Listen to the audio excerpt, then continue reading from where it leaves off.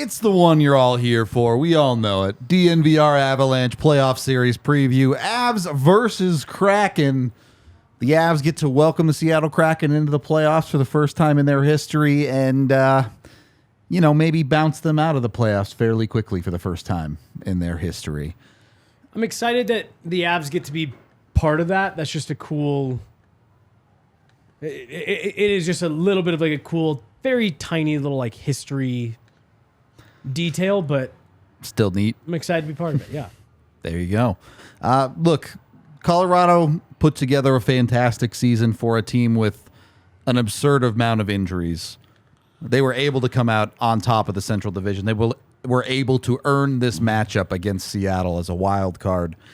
And the Avs deserve a ton of credit just for getting that job done alone. But none of that matters in the playoffs, right? Now you're heading in and you're 0-0. Yeah, and the 3 regular season matchups, not really very representative of what we're going to see. The healthiest matchup was the one that took place 8 games into the season. Yep. And even that did not feature Devon Taves for the Avalanche. And then the other 2, games 2 and 3, were the Avs on Sega Babas. Pavel Francouz plays in games 1 and 2. Georgiev gets game 3. Philip Grubauer got all 3 games. Yep. I would expect that he's probably in line to be the guy. Yeah. I would assume so. I know Martin Jones has been hurt and is now back at practice as of today.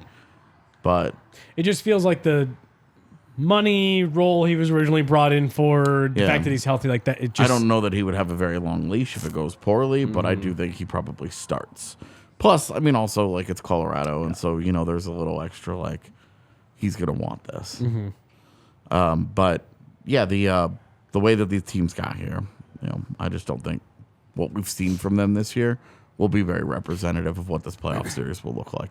So, earlier in the year, when Seattle was kind of first carving out this role as like feel-good story. Yeah. I just kind of polled players, whether it be Avs players, guys that came in, out of town, staying for their morning skate, just after we get done with scrums, just asking guys, Seattle, big step. What do you see? What's different? I've just been kind of taking this temperature check around the league, players, other media people, and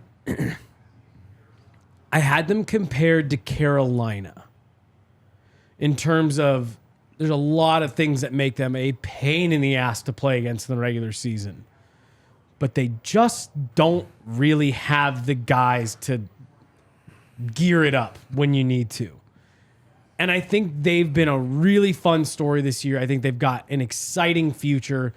But I just look at this team, and it looks like a team who's making the playoffs for the first time. And obviously not just the expansion stuff, but like this group.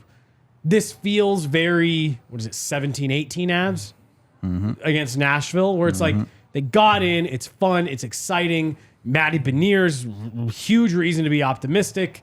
Andre Burakovsky obviously injured right now, but like he's another guy. Vince Dunn had a good season. You got some decent goaltending. But you're going to get up against some actual contending teams here. And I think it's just going to be hard for them to win. They just aren't there 7. yet. Right. Yeah. Right. And literally, you could end the video right there. But they're just not there. Yep.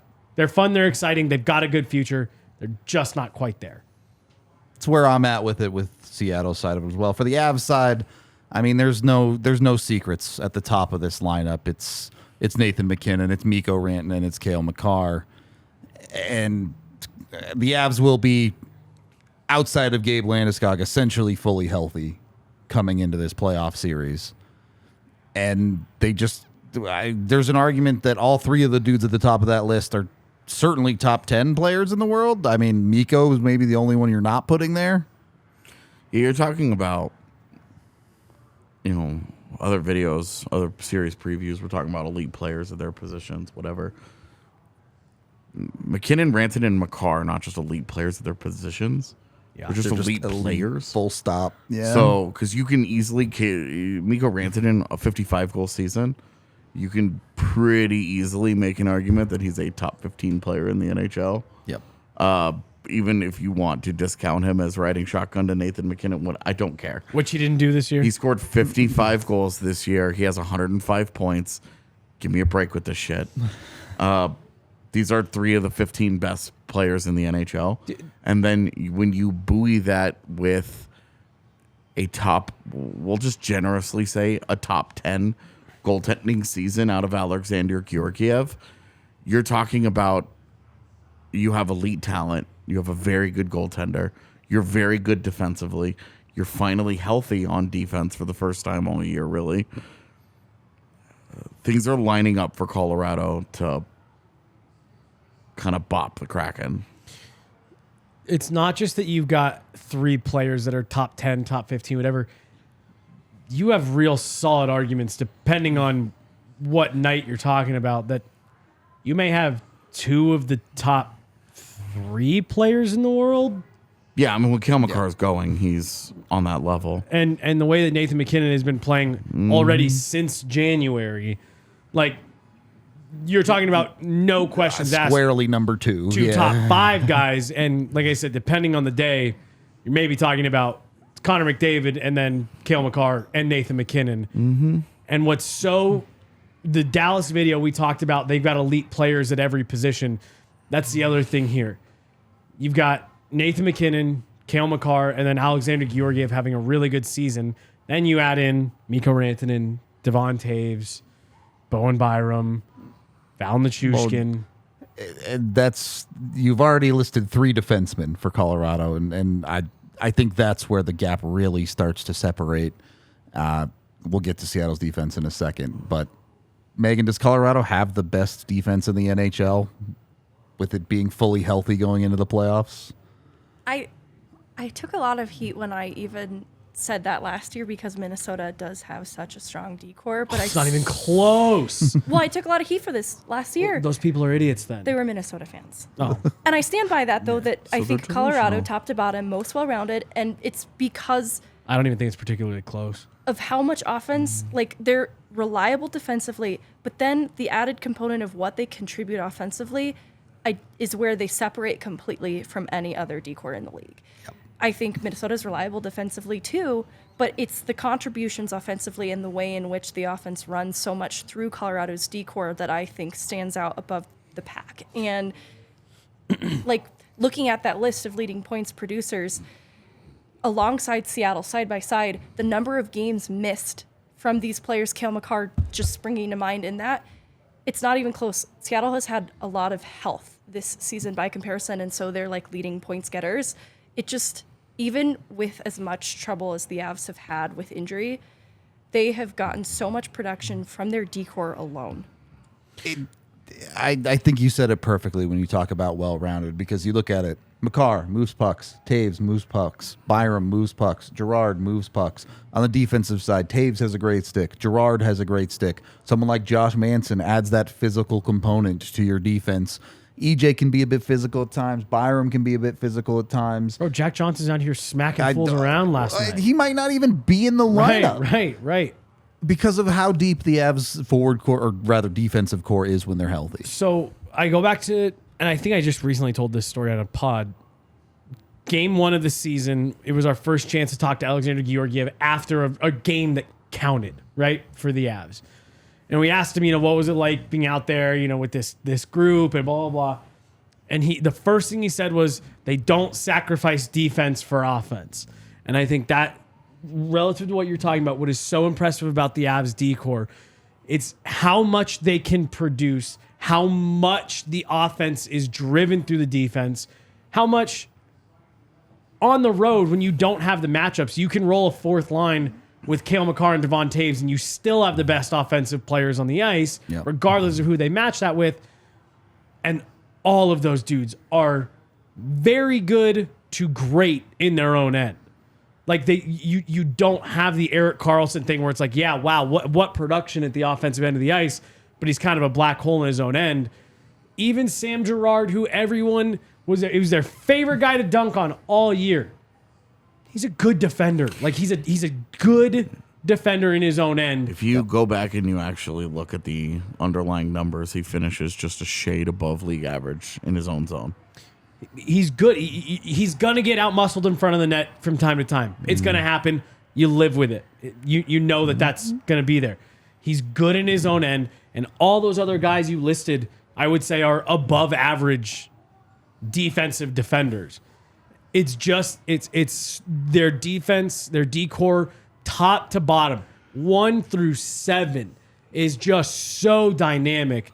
To me, I don't look around the NHL and see another 1 through 7 that is like even in the same Ballpark. stratosphere as this team. For me, it's Boston. It's the only other one. Sure. Even them, I think, comes up short. But sure, and again, to guys me, like where McAvoy it push you in separates the is right direction. The ultimate tiebreaker here is the top pair, Cale Makar, Devon Taves. Nobody's touching that. Nobody's Cale Makar. Nobody's touching that as good because I agree with you. I think there's plenty of groups. I think Minnesota. I think Boston. I think there's plenty of groups that have. Minnesota plays great as a group. Right. Like, they play great as a group, and they play great in their system. But then They're not in this conversation. there's just nobody that can even line up next to that top pair. They would have been the top pairing for Team Canada at best on best last year. Let's flip it End to of the conversation. other side of this conversation with our X factor here, because it's JT Compher, and JT Compher is the key one here because he's going to be the guy slotting into that 2C role for Colorado, and the production is necessary. And we can talk about that, but this goes beyond just Compher. You're talking about Evan Rodriguez, maybe even someone like Arturi Lehkonen, an Alex Newhook for sure. The Avs' depth is going to have to show up and figure out some level of consistent production. If the Avs' depth could do that in the playoffs, the Avs are going to go That's far. JT Compher going for the bag. Can the Avs' depth get there in these playoffs? Do they have the pieces to really be a contender? I think I'm just going to minimize your question in Sure, terms of it's fine. in the postseason and focus on the series. Yep. Because Nathan MacKinnon doesn't have a matchup in this. Your top two guys for Seattle are Matty Beniers and Yanni Gourde down the middle. You should just There's dunk no on answer. that. There's no Yeah. answer for Nathan MacKinnon there. But the gap between a Matty Beniers and a JT Compher is A lot less. maybe non-existent. Yeah. Matty Beniers might be on that same Better. level right now. Now, which one do you consider their one and their two? Well, whatever. Yanni Gourde could be the. If it's Yanni Gourde against JT Compher, you're pretty much having the same conversation. But that's the first time that JT Compher's ever done this. It's it's a contract year. He's never been able to consistently be in the top 6 like this. How does he handle this matchup? This is going to be his first test. This will probably be his easiest test. If they're going to make a serious postseason run, it's going to be because JT Compher Got it. lived done. up to that. Yeah. If you look at his entire career, his per game scoring averages have gone up in the postseason every year of his career except for one, and it was I think his second year in the league, second year in the postseason. So you're talking about a guy who has consistently outproduced his regular season play in the postseason, and now he has to. Before it was like, hey, it's nice to get. You need some of these contributions. He has to do it now. He has plays to. a good style for the playoffs, and I think that's maybe why you've seen that steadily throughout his career, that he kind of upticks come playoffs. We mentioned it the other day. He's JV Gabe Landeskog. Goes to the front of the net, hard to play against, just a pest, gets below the goal lines. It's going to be really interesting to see with that little bit more responsibility, not a little bit more, a lot more responsibility, bigger minutes, better line mates. I'm fascinated to see what JT Compher does here. Yeah. The last time he had this challenge was the Vegas series that Colorado lost, and it wasn't entirely on him, of course. It wasn't just his job. He split that job into pieces with Tyson Jost as well. There's a reason that they were overmatched in that series. But this is a huge thing for him because when he walks into free agency, if he does well, he can walk into free agency and say, I can be your 2C. He's the Avs, in my opinion, he's the Avs playoff X factor, not just this series. It gets more complicated as things go on, but I agree with that. Yeah, at the end of the day, this is a team that Colorado should really dispatch, and I don't want to hate on Seattle. They're a good team. They earned their spot in the playoffs this year, but they're not there just yet. on a different level than Colorado is. It's funny when you match up their lineups side by side, because if you look at it, you'll see the top scorers 1, 2, 3. It's Colorado, right? And then the scores 4 through 10. It's gonna be intermix of it'll be like 4 or 5 Seattle players, like 1 or 2 Avs. Yep. Their lineup, they have guys. I wrote in in the entire series preview that I wrote, that's free on the website. You can go read. They have 13 guys in their lineup that scored 20 points this season. Yeah. 13 guys. Well, There are 12 guys in a forward core. well, and part of this, like, unbelievable year from Jared McCann. Great, significant year from Vince Dunn on the back Yeah, end. career Awesome. years out of both of those guys. But it just feels like, particularly, no Andre Burakovsky. Yeah. They just run out of horses really fast. Yeah, and Oliver Bjorkstrand scored below what he should have. Yeah. For a very high level shooter like he is, was a bit of a letdown, and is a guy that you have to mark. You've got to take very seriously when he's on the ice. But that's kind of their whole lineup, is that, like, Jordan Eberle can beat you. He's a very talented guy, but it's not the Avs dominate this matchup at the high end, at the top of the roster. It's the middle of the rosters. It's lines 2 through 4. Where you're looking at Seattle and saying, this is the one area where you can Gotta say find a they way to have this grind advantage. that out. Yeah. They have this advantage. Defensively, they're very good defensively. Adam Larson and Vince Dunn basically played 82 games just tied together. Yep. And were great. They both had great seasons. Well, They produced as a solid top pairing. Devon Taves and Cale Makar eat them up. are just better. Yeah, it's just a better top pairing. When you get into the defensive depth, they are good. Jamie Alexiak and Carson Soucy, and I'm now drawing blanks on Justin Schultz and Will Borgen. Mm-hmm. Like, you're talking. Those are their guys. They had almost no variance in their defense this year. It's crazy. Cale Fleury played like 12 games, and it's just because nobody ever got hurt. They just played It's the one consistent part. Yeah. just rolled out 6 dudes all year. It's the craziest thing. And you do look at how they are. They're big, they're physical, they take care of their own end. Yep. They don't do much with the puck, though.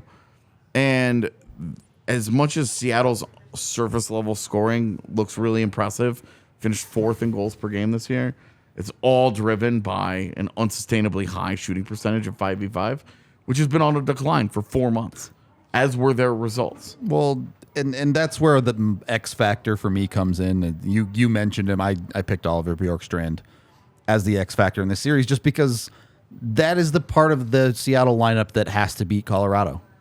Their middle 6, really.